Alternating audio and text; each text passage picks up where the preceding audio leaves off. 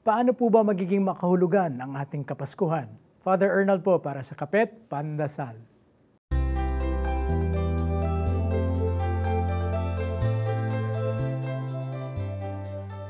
Kahit nagkalat na po ang mga palamuti at Christmas lights at paulit-ulit na po nating naririnig ang mga Christmas carols, hindi pa po Pasko. Adbyento pa lamang po, panahon ng taimtim na paghahanda sa pagdating ng ating Panginoon. Ang Adbyento ay mula sa salitang Latin na adventus, pagdating. Pagdating po ang kahulugan nito. At ang panahong ginugugol natin sa paghahanda sa pagdating ni Jesus ay hudyat rin ng bagong taon sa liturgical calendar ng ating simbahan.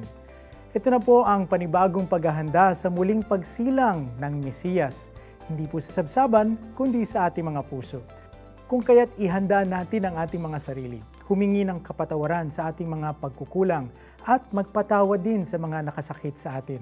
Maging bukas sa pagtulong, lalong-lalo na po sa mga kinakapos sa buhay ngayon.